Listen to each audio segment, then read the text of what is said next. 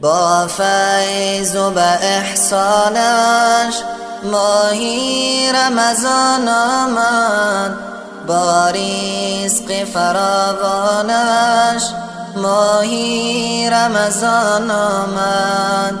با فیض و به احسانش ماهی رمضان آمد، با رزق فراوانش ماهی رمضان آمد.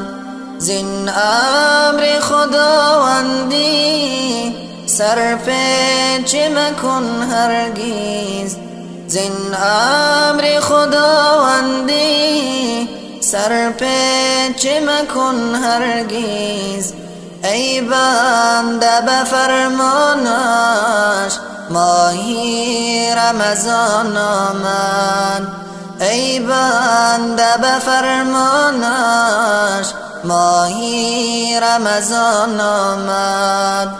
بگشاد در جنت دوزخ درش بسته، بگشاد در جنت دوزخ درش بسته. چون هدیه رحمانش ماهی رمضان آمد، چون هدیه رحمانش ماهی رمضان آمد.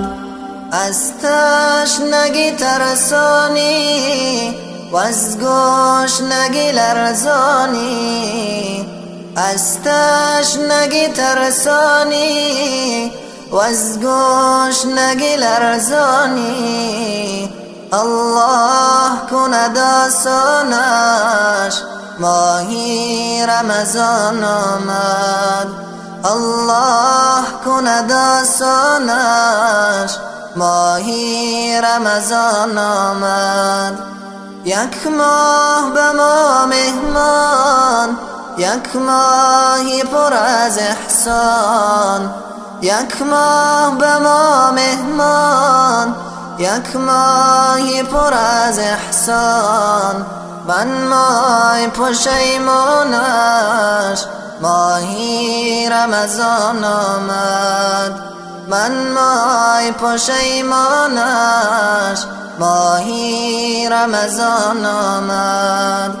با فیض و به احسانش ماهی رمضان آمد، با رزق فراوانش ماهی رمضان آمد، با رزق فراوانش ماهی رمضان آمد.